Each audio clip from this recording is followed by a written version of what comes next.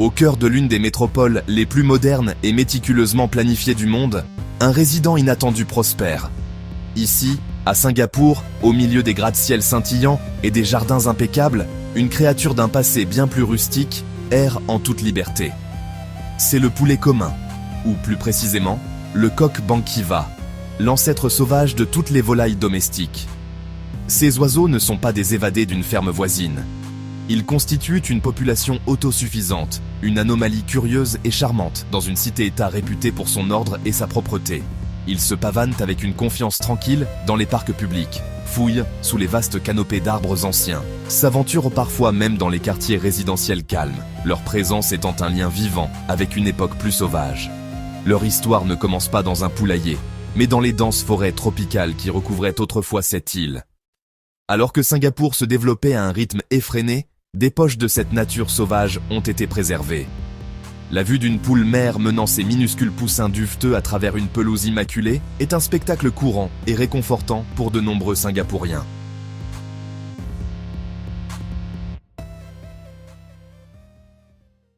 Pour comprendre pourquoi tant de poulets errent à Singapour, il faut se pencher sur l'histoire de l'île.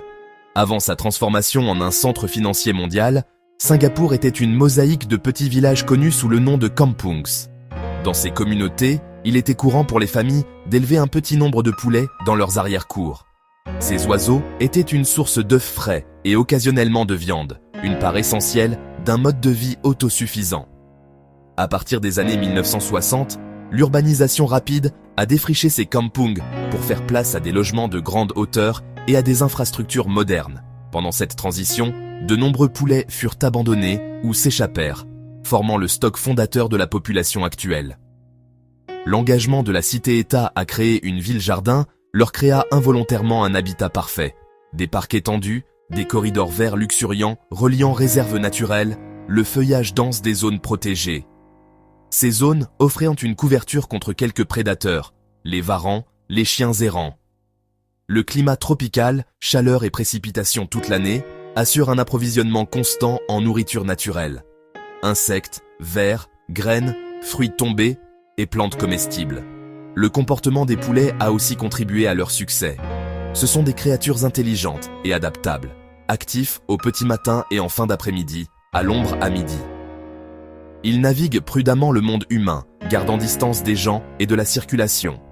Ils ne sont pas agressifs, ils fuient plutôt qu'ils ne se battent. Beaucoup sont des coqs banquiva. Des croisements avec des domestiques ont créé un hybride robuste. Cette diversité génétique renforce survie et adaptabilité, leur plumage éclatant rappelant leur lignée sauvage.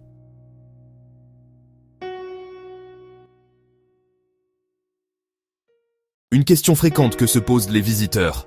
Peuvent-ils être capturés? Ou même mangés? La réponse n'est pas simple. Officiellement, toute la faune est protégée par la loi sur la faune. Ces poulets sont dans une zone grise entre sauvages et domestiques. Les capturer sans autorisation de NParks est généralement interdit. Les autorités les considèrent comme faune du pays.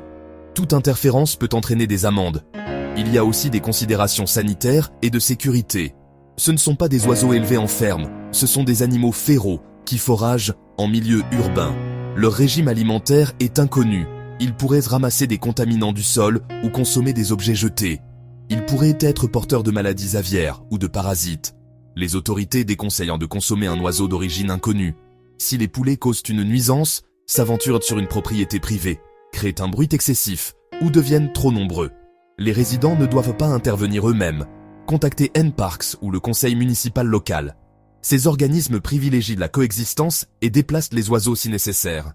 Observer et apprécier à distance. Ne pas toucher, capturer ou consommer.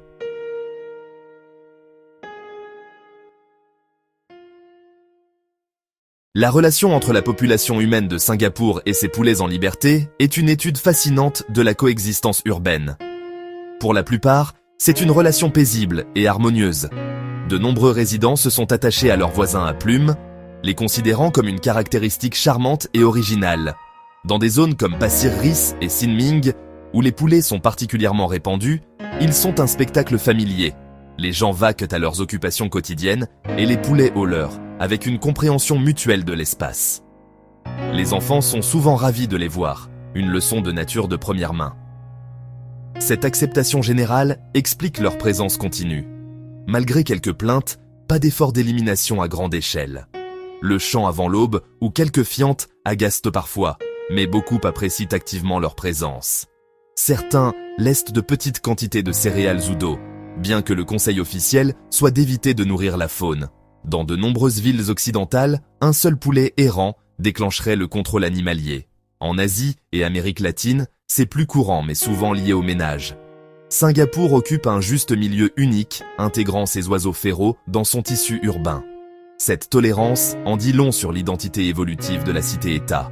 Efficace et moderne, mais profondément attachée à la nature et au patrimoine. Une ville qui fait de la place pour un peu de sauvagerie et d'imprévisibilité. Le charme simple d'un poulet fourrageant paisiblement au pied d'un gratte-ciel.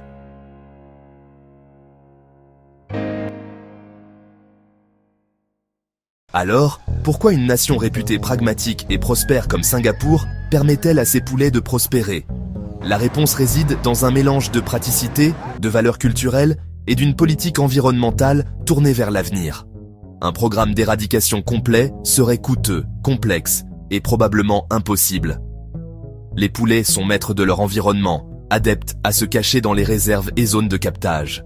Ce serait une bataille continue contre une espèce résiliente et se reproduisant rapidement.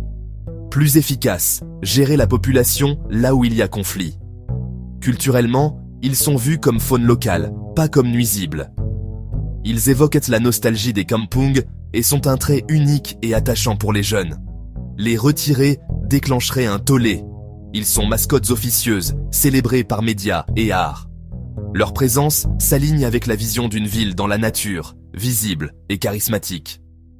Ils prouvent que la biodiversité peut prospérer dans une ville dense. Ils vivent bien, trouvent de nourriture, abri et sécurité pour élever leurs petits. Des couvées régulières indiquent un cycle de reproduction sain. Leur nombre exact est incertain, estimation de quelques milliers, répartis en sous-populations. Tant que Singapour valorise ses espaces verts et la coexistence, le chant du coq restera dans la symphonie matinale, un héritage pour les générations à venir.